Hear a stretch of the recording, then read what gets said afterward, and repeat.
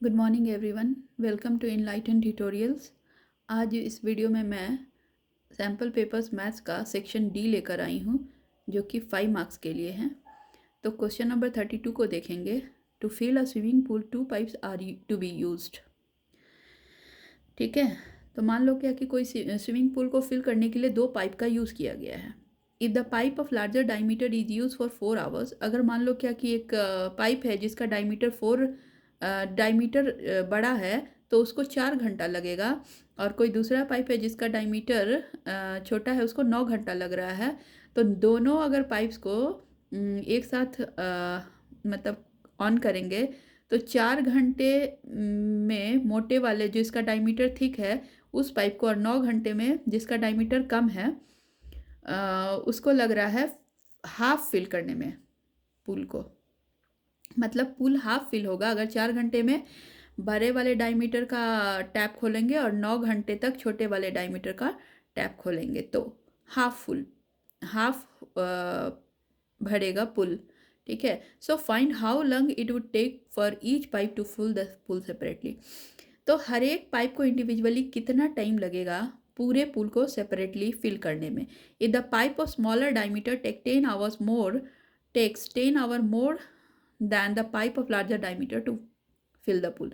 तो उन्होंने कहा है कि अगर जिसका डायमीटर कम है उसको 10 आवर्स ज़्यादा लगेगा जिसका डायमीटर ज़्यादा है उससे फिल करने में पुल को। Let us see, let the larger pipe take x hour to fill the pool. तो मान लो क्या कि जिसका डायमीटर बड़ा है, ठीक है, तो उसको x आवर्स लगा फुल फिल करने में, और जिसका डायमीटर छोटा है उसको x प्लस 10 लगेगा क्योंकि वो 10 आवर्स ज़्यादा लेता है। तो अब 1 आवर में हम दोनों पाइप को देखेंगे कि कितना कितना फिल करेगा। तो मान लो क्या कि 1 आवर में अगर x आवर में पूरा फिल कर रहा है तो 1 आवर में 1/x पार्ट फिल करेगा, और जो सेकेंड पाइप है 1 आवर में 1/x प्लस 10 पार्ट फिल करेगा। तो 4 आवर में जो बड़ा वाला पाइप है वो 4 प्लस x पार्ट फिल करेगा, और 9 आवर्स में जो लेस डायमीटर वाला है वो 9/x प्लस 10 पार्ट फिल करेगा। तो आप जब दोनों को ऐड कर दोगे ना, 4/x प्लस 9/x प्लस 10, तो आपको मिलेगा कि हाफ पार्ट वो फिल किया है। ठीक है, अब देखो, जब आप इस इक्वेशन को सॉल्व करोगे तो यहाँ से देखो एलसीएम लेंगे x और x प्लस 10 का, तो मुझे मिलेगा 4 इंटू एक्स प्लस 10 प्लस 9x by x into x plus 10 equals to 1/2। तो जब आप इसको क्रॉस मल्टीप्लाई करोगे ना, तो 2 into 4x plus 40 plus 9x, ठीक है, और इधर मिलेगा x² प्लस 10। तो जब आप इसको सॉल्व करोगे ना, तो हमें मिलेगा कुछ ऐसा term 8x plus 80 plus 18x equals to x² plus 10x। सबको एक तरफ लाएंगे तो फाइनली हमें मिलेगा x² माइनस 16x माइनस 80। तो यहाँ पे मिडिल टर्म स्प्लिट करेंगे, 16x को अगर स्प्लिट करेंगे तो माइनस 20x प्लस 4x मिलेगा। तो हमें अब इसका कॉमन फैक्टर निकालना है। तो कॉमन हम x यहाँ से लेंगे तो x माइनस 20 प्लस 4 यहाँ से लेंगे तो x माइनस 20 मिलेगा, और फाइनली हमें x माइनस 20 और x प्लस 4 मिलेगा। ठीक है, तो x इज इक्वल टू -4 और 20 आवर्स। तो देखो नेगेटिव में आवर तो लगेगा नहीं, तो x हमारा 20 आवर लगेगा, 20 आवर्स। ठीक है, तो larger pipes take 20 hours to fill the tank and smaller pipe will take x plus 10 that is 20 plus 10 that is 30 hours to fill. Now question number B देखेंगे इसका कि in a flight of 600 kilometer an aircraft was slowed down due to bad weather. ठीक है, its average speed for the trip was reduced by 200 km per hour and the time of the flight is increased by 30 minutes. What is the duration of the flight? तो इन्होंने पूछा है क्या कि मान लो क्या कि कोई फ्लाइट है, 600 किलोमीटर का कोई डिस्टेंस कवर करना है। ठीक है, तो एयरक्राफ्ट ने जो पहले उसका स्पीड था उससे अपने स्पीड को कम कर दिया ड्यू टू बैड वेदर। अगर मान लो क्या कि उसका स्पीड पहले कुछ रहा होगा, सपोज x, तो अब उसने अपनी स्पीड को रिड्यूस करके x minus 200 kilometre per our कर दिया है। ठीक है, अगर उसने अपनी स्पीड को रिड्यूस कर दिया है तो उसको 30 मिनट्स अधिक टाइम लगेगा। तो what is the duration of the flight? तो फ्लाइट का ड्यूरेशन क्या था, मतलब कितने टाइम में उसको अपने डेस्टिनेशन पर पहुंचना था। तो let us see, let the original speed of the Let the original speed of the aircraft be x kilometer per hour. So reduced speed is equal to x minus 200 kilometer per hour, as we already discussed. Time taken at original speed is equal to distance हमारा 600 है by speed x है. तो original time हमें लगता अगर वो speed को slow down नहीं करता तो ओरिजिनली उसको 600 बाई एक्स आवर लगता. लेकिन अब उसने अपने स्पीड को 200 किलोमीटर पर आवर की स्पीड से कम कर दिया है, तो now the time taken at reduce speed is equal to 600 by x minus 200. ठीक है, एक्स माइनस 200. ठीक है, अब देखो आप इसको जब इक्वेट करोगे तो निकलेगा x 600 by x minus 200 minus 600 by x equals to 1/2. मतलब स्पीड कम है तो टाइम हाफ आवर अधिक लगेगा. तो जो रिड्यूस स्पीड था माइनस जो ओरिजिनल स्पीड था इक्वल्स टू हाफ आवर, मतलब आधे घंटे का डिफरेंस है दोनों स्पीड में. ठीक है, स्लो स्पीड्स और जो स्पीड पहले का था उस दोनों में हाफ एन आवर का डिफरेंस है. तो जब आप इस इक्वेशन को सॉल्व करोगे तो आपको कुछ ऐसा मिलेगा 600 x minus 600 x minus 20 by x into x minus 200. हमने एलसीएम लिया है एक्स माइनस एक्स और एक्स माइनस 200 का, तो हमें वो एलसीएम अगर ऐसे लेंगे तो फिर हमें ऐसा कुछ मिलने वाला है. ठीक है, अब यहाँ से हम इसको क्रॉस मल्टीप्लाई करेंगे तो देखो 600 एक्स माइनस 600 एक्स माइनस 12,000 मिलेगा. देखो यहाँ पे 200 है ना, तो 120000 मतलब 1,20,000. ठीक है, इक्वल्स टू यहाँ पे देखो एक्स स्क्वायर माइनस 200 है ना. तो अब देखो यहाँ पर से माइनस 600 प्लस 600 एक्स गया, तो यहाँ पे हमें मिला 2,40,000 equals to x square minus 200 x. इस टर्म को आप RHS में लेकर जाओगे तो क्या मिलेगा, x square minus 200 x minus 240000 equals to 0. अब आप मिडिल टर्म स्प्लिट कर दो, माइनस 200 एक्स को स्प्लिट करेंगे तो माइनस 600 एक्स प्लस 400 एक्स मिलेगा. तो हमें मिलेगा x into x minus 600 plus 400 into x minus 600. तो हमें मिलेगा एक्स माइनस 600 और एक्स प्लस 400. तो एक्स का स्पीड मिलेगा 600 और minus 400. So speed can not be negative.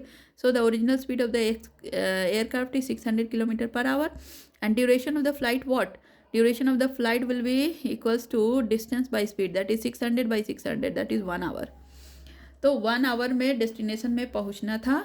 ठीक है, वही उसका ड्यूरेशन था, पर वो अपने हाफ ड्यूरेशन से हाफ एन आवर लेट पहुंचेगा. मतलब अब वो पहुंचेगा 1.5 घंटे में क्योंकि स्पीड कम हो गई है. क्वेश्चन नंबर 33 देखेंगे. If the mean of the following frequency distribution is 91, what is the missing frequencies x and y. तो इन्होंने कहा है कि अगर मान लो क्या कि ये जो फ्रीक्वेंसी दिया है इस फ्रीक्वेंसी का मीन 91 है, तो आपको फाइंड आउट करना है मिसिंग फ्रीक्वेंसीज, मतलब एक्स एंड वाई का वैल्यू फाइंड आउट करना है. तो यहाँ पे क्लास इंटरवल इन्होंने दे रखा है. इस क्वेश्चन को यहाँ पे देखेंगे. देखो क्लास इंटरवल उन्होंने दिया है 0 to 30, 30 to 60, 60 to 90, 90 to 120, 120 to 150 and 150 to 180. Frequencies उन्होंने दे के रखा है 12, 21, x 52, y 11. ठीक है, तो समेशन ऑफ फ्रीक्वेंसी क्या हो जाएगा, उन्होंने 150 दे के रखा है. नहीं,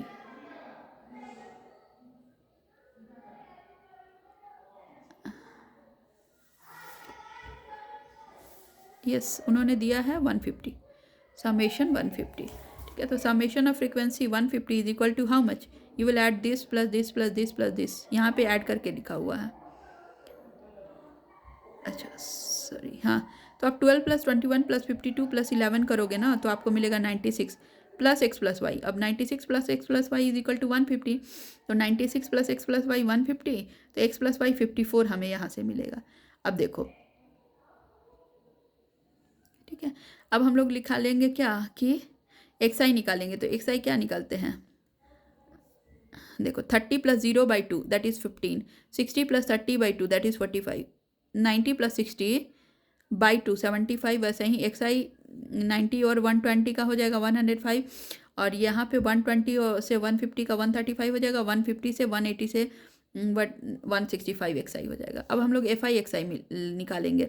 तो ये 15 into 12 that is 180, 45 into 21 that is 945, 75 into x that is 75x, again 52 into 105 5460, 135 into y 135y, 11 into 165 that is 1000 815, ठीक है। तो summation of f i x i कैसे निकालेंगे, तो you will add this numbers 180 plus 190 945 plus 5460 plus 1815 plus 75x plus 135y। तो हमें summation of f i x i इतना मिला और हमें समेशन ऑफ एफ आई 150 जो कि 96 प्लस एक्स प्लस वाई इतना मिला। अब एक्स प्लस वाई का वैल्यू हमने यहाँ से निकाला है, ठीक है। अब हमें क्या दिया है, उन्होंने मीन दिया है, तो जो दिया है उसका वैल्यू डालो। मीन इज इक्वल टू क्या होता है, summation of f i x i by summation of f i. Mean हमें 91 पता है, summation of f i x i हमें यहाँ से निकाला हमने 8400 second 8400 plus 75x plus 135y।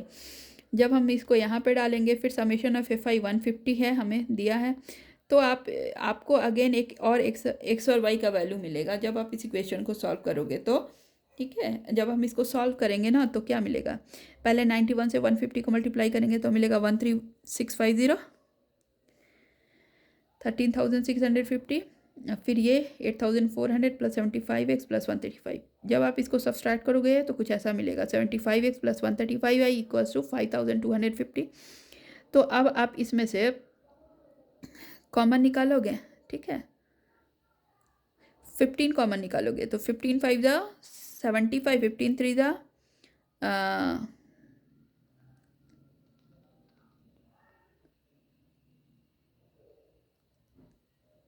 ठीक है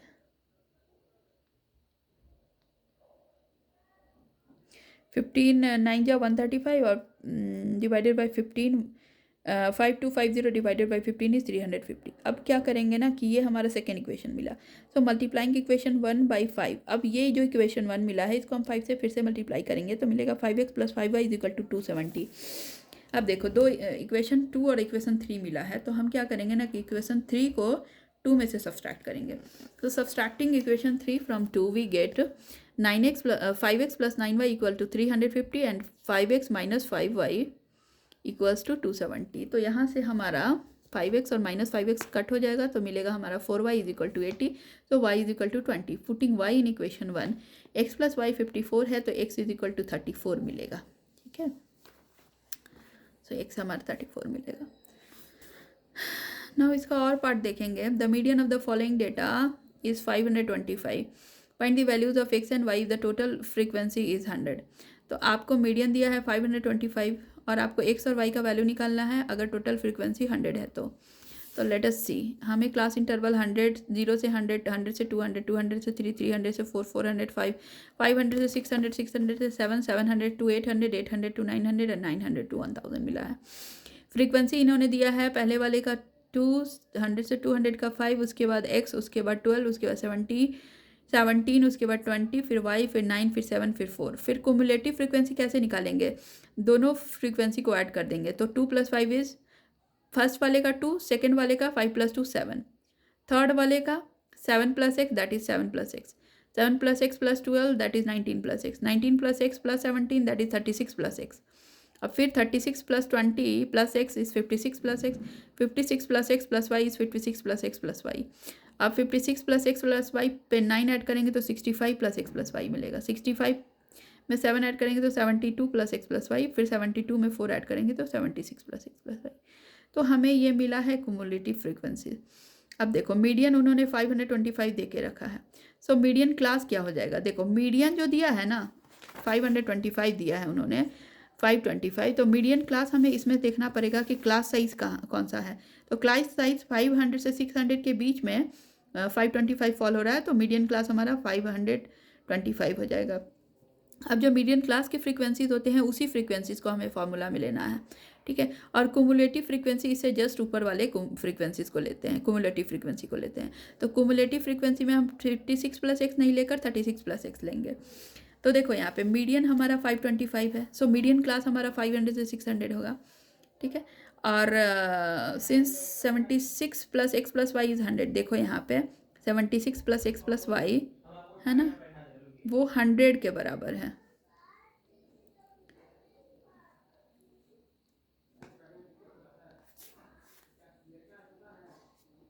यहाँ पे दिया है कि if the total frequency is 100, ठीक है। टोटल फ्रीक्वेंसी 100 है, मतलब 76 plus x plus y equals to 100, तो एक्स प्लस वाई का वैल्यू 24 आ जाएगा। ठीक है। अब देखो मीडियन का हमें फॉर्मूला है, median is equal to L मतलब लोअर लिमिट प्लस 9/2, ठीक है, n/2 सॉरी n/2, जो हमारा 100 है ना वो n है, ठीक है, 100/2 minus cumulative frequency by F into H. अब देखो लोअर जो है ना हमारा मिडियम क्लास का लोअर लिमिट 500 है, तो 500, एच जो है ना वो हमारा क्लास साइज है, ठीक है, क्लास साइज मतलब आप 100 को 0 से सब्ट्रैक्ट करो या 200 को 100 से सब्ट्रैक्ट करो, आपको एच क्लास साइज मिलेगा, दैट इज़ 100। फ्रीक्वेंसी हमें 20 दे के रखा है, देखो मैंने क्या बताया, मीडियम क्लास का जो फ्रीक्वेंसी है वही लेना है। कुमुलेटिव फ्रीक्वेंसी में मीडियम क्लास का जो फ्रीक्वेंसी है उससे ऊपर वाला फ्रीक्वेंसी लेंगे, दैट इज़ 36 प्लस एक्स, ठीक है, और एन हमारा 100 है दिया है इन्होंने, ठीक है। फ्रीक्वेंसी टोटल फ्रीक्वेंसी इज 100, यहाँ पे दिया है टोटल फ्रीक्वेंसी 100, ठीक है, तो यहाँ पे देखो टोटल फ्रीक्वेंसी 100 उन्होंने दिया है, ठीक है। चलो देखो, अब देखो मीडियन इज इक्वल टू क्या होता है, L plus n/2 minus C F by F, ठीक है, इंटू एच, और एल हमें देखो मीडियन 525 है, एल हमारा 500 है, n/2 हमारा 50 है, minus cumulative frequency 36 plus x है, अब बाई फ्रीक्वेंसी 20 है, आई इंटू एच क्लास साइज हमारा 100 है। जब आप इसको सॉल्व करोगे ना तो मिलेगा 525 equals to 400 plus 50 minus 36 is 14, 14 minus x हो जाएगा यहाँ पे, -36 minus x, that is 14 minus x by 20 into 100, ठीक है। अब देखो जब आप इसको करोगे ना सॉल्व तो आपको कुछ ऐसा मिलेगा, 525 is equal to 500 plus 50 minus 36 minus x by 20 into 100। अब देखो 525 में से 500 को माइनस कर देंगे, ठीक है, तो 25 मिलेगा, फिर हम 20 को ऊपर ले जाएंगे और 100 को नीचे ले आएंगे, तो 25 into 20 by 100 is equal to, इसको सब्सट्रैक्ट करोगे तो मिलेगा 14 माइनस एक्स, और जब आप इसको करेंगे ना तो 25 4 द 100 और 4 5 द 25 मिलेगा, 14 माइनस एक्स, तो एक्स का वैल्यू 9 मिलेगा। तो यही हमें यहाँ पे प्रूफ करना था कि उन्होंने पूछा था एक्स का वैल्यू निकालने के लिए, एक्स का वैल्यू हमने निकाल दिया। अब वाई का वैल्यू कैसे निकालोगे, देखो वाई का वैल्यू क्या निकालोगे, यहाँ से देखो x plus y equals to 24, हमने इक्वेशन 1 में देखा था 24, हमें एक्स 9 पता है, y is equal to 24 minus 9, that is क्या हो जाएगा 15, ठीक है, तो y इज इक्वल टू 15 और x इज इक्वल टू 9 हमारा हो जाएगा। नाउ क्वेश्चन नंबर 34 देखेंगे। 34 में उन्होंने क्या पूछा है ना कि ट्रायंगल ए बी सी एक ट्रायंगल है, वो ट्रायंगल है ना सर्कमस्क्राइब अ सर्कल है, मतलब सर्कल के सर्कमफेरेंस को टच कर रहा है, ठीक है, और ये सर्कल का रेडियस 4 सेंटीमीटर है, such that the segment B D and D C 4 centimetre radius such that the segment B D and D C into B C is divided by point D. देखो B D और D C है ना वो point D के द्वारा divide किए गए हैं, और बी डी का लेंथ 8 है और बी सी का लेंथ 6 सेंटीमीटर है, आप यहाँ से देख सकते हो, ये बी डी का लेंथ 8 है, डी सी का लेंथ 6 सेंटीमीटर है, ठीक है, ओके। अब हमें फाइंड आउट करना है ए सी और ए बी का लेंथ, ए सी और ए बी का लेंथ। तो सबसे पहले तो आपको ये पता होगा कि tangent from a point is equal, so point C से अगर दो टेंजेंट ड्रॉ किया जाएगा एक सर्कल पे, तो ये जो सी डी और सी एफ है ना दोनों टेंजेंट इक्वल लेंथ के होंगे, तो अगर ये 6 है तो ये भी 6 cm हो जाएगा। Similarly tangent from a point is equal, that is B D is equal to B E, अगर ये 8 सेंटीमीटर है तो ये भी 8 सेंटीमीटर होगा। Again tangent from a point A is equal, that is A F is equal to A E, अगर A F x है तो ए ई भी एक्स हो जाएगा। अब देखो let A is equal to x c m मैंने माना है, तो हमने क्या बताया है कि tangent from a point is equal, that is C F is equal to C D is equal to 6 centimetre, B is equal to B D is equal to again 6 centimetre, A is equal to F is equal to 6 centimetre, 1 centimetre. Now A B क्या है, A B हमारा A B is equal to A E plus E B, ठीक है, and A B is equal to क्या हो जाएगा x plus 8 centimetre, इसको हमने सी मान लिया है, इसको हमने मान लिया है c, small c. Again B C is equal to B D plus D C, तो इसको हमने मान लिया है स्मॉल ए, ठीक है। Again C A is equal to C F plus F A, इसको हमने मान लिया है बी, ठीक है, इसको हमने मान लिया है बी। अब देखो यहाँ पे A B is equal to A E plus E B, A B is equal to x plus 8 that is c, B C is equal to B D plus D C that is 14 centimetre that is a, और C A is equal to C F plus F A, C F plus F A, C A is equal to C F plus F A that is B. अब देखो semi perimeter क्या होता है, A B plus B C plus C A, तो s is equal to semi perimeter that is A B plus B C plus C A by 2। तो यहाँ से आपको एस का वैल्यू मिलेगा 2x प्लस 28 बाई 2, तो एक्स इज इक्वल टू हमें मिलेगा x प्लस 14, तो एस का वैल्यू हमें निकल गया। अब हम लोग यहाँ से हेरोन्स फार्मूला लागू करेंगे। हेरोन्स फार्मूला में हमें क्या करना है ना कि area of triangle A B C निकालना है। तो area of triangle A B C is equal to root under s into s minus a into s minus b into s minus c. अब देखो एस का value 14 plus x हमने निकाल दिया है, एस माइनस ए मतलब 14 प्लस एक्स माइनस 14, ए हमारा 14 centimetre है, into again s 14 minus x minus b, b हमारा कितना है 6 प्लस एक्स, तो 6 plus x again A B में हमारा एस माइनस सी मतलब 14 plus x, again A B is our c that is 8 plus x. ठीक है, तो यहाँ से हमें area of triangle A B C मिल गया है। जब आप इसको कैलकुलेट करोगे तो आपको कुछ ऐसा मिलेगा, 4 बाहर आ जाएगा, कॉमन हो जाएगा। कैसे हो जाएगा देखो 4 प्लस एक्स, ठीक है, यहाँ पर एक्स, और 8 को आप 4 इंटू 2 लिख सकते हो और 6 को 2 इंटू 3 लिख सकते हो। ठीक है, यहाँ से ये हम लोग सॉल्व कर लेंगे। देखो यहाँ से कैसे सॉल्व करेंगे पता है ना, 14 plus x into 14 plus x minus 14 that is x बचेगा यहाँ पे, again 14 plus x minus 6 plus x, x से एक्स गया 14 माइनस 6 हमारे क्या मिलेगा 8 मिलेगा, अगेन एक्स माइनस एक्स गया 14 माइनस 8 हमें 6 मिलेगा। तो वही यहाँ पे है, देखो 14 प्लस एक्स इंटू 8 इंटू 6, ठीक है 8 इंटू 6। अब देखो 14 प्लस एक्स इंटू एक्स, 8 को आप 4 इंटू 2 लिख सकते हो और 6 को 2 इंटू 3 लिख सकते हो। तो 4 उसके बाद आप क्या करोगे ना कि रूट अंडर क्या करोगे कि यहाँ से देखो, यहाँ देखो 4 है, यहाँ पे 2 टू द 4 है, तो 4 और 4 दो बार आए तो बाहर निकाल दिए, यहाँ पे हमें 3 मिला, यहाँ से x है 3x और यहाँ पे मिलेगा 14 plus x, so 3x 14 plus x, ये हमें मिलेगा area of triangle A B C by Heron's formula 4 into root under 3x into 14 plus x. अब देखो एरिया ऑफ हर एक ट्रायंगल को निकालेंगे। अब देखो हम लोग यहाँ से area of triangle O B C को निकालेंगे, ओ बी सी मतलब ये वाले ट्रायंगल को निकालेंगे। तो कैसे निकालेंगे area, area is equal to half into base into height, height हमारा 4 है, बेस हमारा 14 है, तो हम लोग क्या निकालेंगे area of triangle O B C is equal to half into O D into B C that is half into 4 into 14 that is 28 cm। Again area of triangle O A C का area निकालोगे तो again half into base into height, base हमारा कितना है 6 plus x है और height हमारा 4 है। तो यहाँ से देखो again half into 4 into 6 plus x, again यहाँ पे area of triangle O A सी फिर से क्या हो जाएगा ओ A C half into base हमारा 8 प्लस एक्स है और हाइट हमारा 4 है। ठीक है, तो यहाँ से आप क्या कर दोगे ना कि half into 4 into 8 plus x, तो हमें 16 प्लस 2 एक्स मिलेगा। अब देखो आपको पूरे ट्रायंगल का एरिया पता है और ट्रायंगल ऑफ 3 डिफरेंट ट्रायंगल्स इसके अंदर जो बन रहे हैं उसका एरिया पता है। तो जब आप छोटे छोटे 3 ट्रायंगल्स को ऐड कर दोगे तो बड़े वाले ट्रायंगल का एरिया मिल जाएगा। So area of triangle A B C is equal to area of triangle O B C plus area of triangle O A C plus area of triangle O A B. हमें पता है 4 root 3x into 14 plus x is equal to ये वाला एरिया that is 28 plus ये वाला एरिया that is 12 plus x 12 plus 2x और फिर यहाँ पे 16 प्लस 2x। ठीक है, तो जब आप इसको सॉल्व करोगे ना तो आपको कुछ ऐसा मिलेगा, 4 से 4 यहाँ जाएगा, ठीक है 4 से 4 गया तो root 3x into 14 plus x is equal to 14 plus x, direct आपको यहाँ से मिलेगा। आप दोनों तरफ स्क्वायरिंग कर दोगे तो ये बाहर आ जाएगा, रूट हट जाएगा और मिलेगा 3x into 14 plus x is equal to 14 plus x का whole square, squaring both side.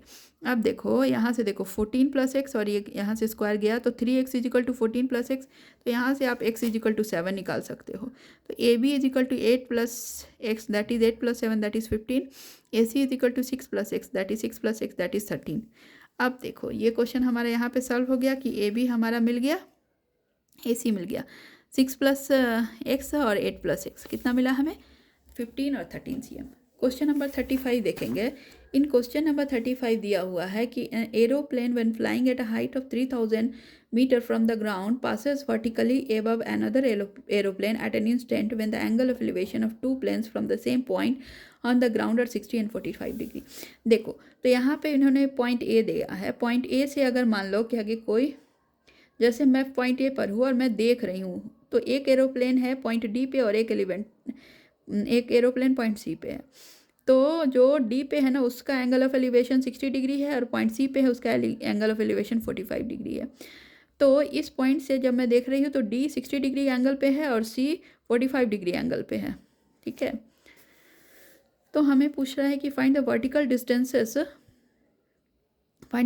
Distances between aeroplane at that instant also.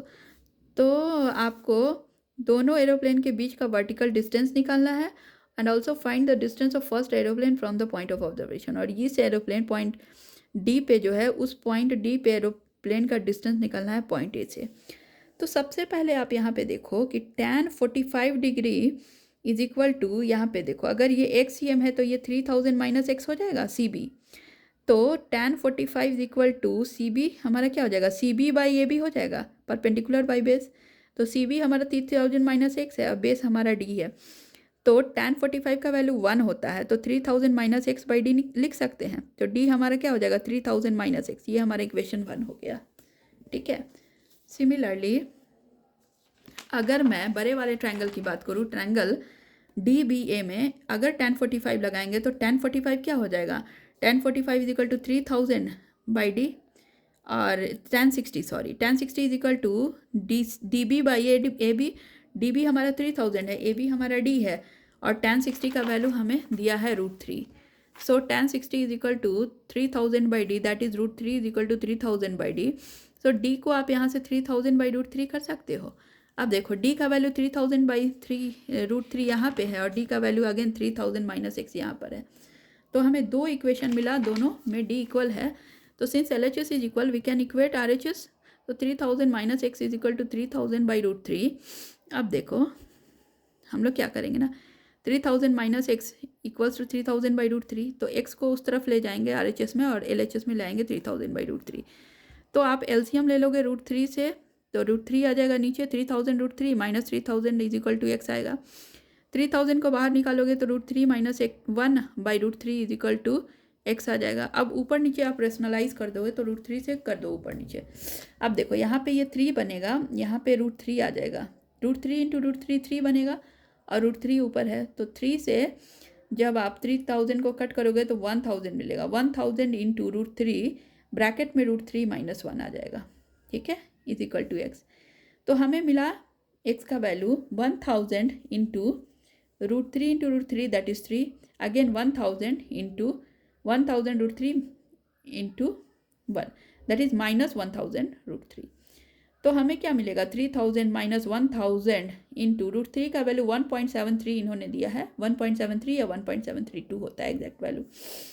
तो जब आप इसको सब्सट्रैक्ट करोगे तो 3000 माइनस 1732 दैट इज एक्स। सो हमें मिलेगा एक्स का वैल्यू 1268 मीटर। सो ये जो दोनों एरोप्लेन है ना डी और सी, इन दोनों के बीच का जो डिस्टेंस एक्स है ना वो कितना मिला हमें, वो मिला है हमें 1268 मीटर। अगेन अब फिर से हम देखेंगे right triangle D A B A में, डी बी ए जो राइट ट्रायंगल है इसमें हमें ए डी का डिस्टेंस पूछ रहा है।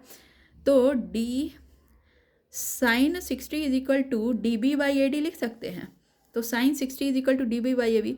अब देखो sine 60 is equal to D B की जगह पे 3000 और ए डी की जगह पे हमें फाइंड आउट करना है तो ए डी ही लिखेंगे। Sine 60 degree is equal to p by h, that is p का value √3 by 2 that is 3000 by h. अब एच का वैल्यू क्या हो जाएगा 3000 इंटू 2। ठीक है, 3000 इंटू 2 हो जाएगा, ये √2 गलती से है, बाई √3। तो क्या हो जाएगा 2 इंटू 3000, ठीक है, बाई √3। अब हम √3 से ऊपर नीचे रेशनलाइज कर देंगे तो क्या मिल जाएगा हमें, ये ऐसे कर सकते थे हम, इंटू √3 कर सकते थे। तो नीचे में 3 ऊपर में √3, सो यहाँ पे लिखो √3 ठीक से। सो क्या मिलेगा हमें, 2 इंटू 3000 √3/3, 3 से 3000 गया तो क्या हो जाएगा 2000 √3 मीटर, दैट इज़ √3 का 1.732 है, तो 2000 इंटू 1.732 दैट इज़ 3460 मीटर। सो ये जो डी वाला एरोप्लेन है ना, ठीक है, उसका distance from point A will be how much, it will be 3460 metre. So हमारे वीडियो पे बने रहने के लिए thank you so much. Next part में मैं सेक्शन ई लेकर आऊँगी सैम्पल पेपर का, और उसके बाद वाले वीडियो में मैं बैंगलोर सर्वोदय स्कूल एग्जामिनेशन के सेकंड वाला जो एग्ज़ाम हुआ है उसके क्वेश्चन पेपर लेकर आऊँगी। तब तक आप हमारे चैनल पे बने रहिए, हमारे वीडियो को लाइक शेयर एंड सब्सक्राइब करें, और थैंक यू सो मच।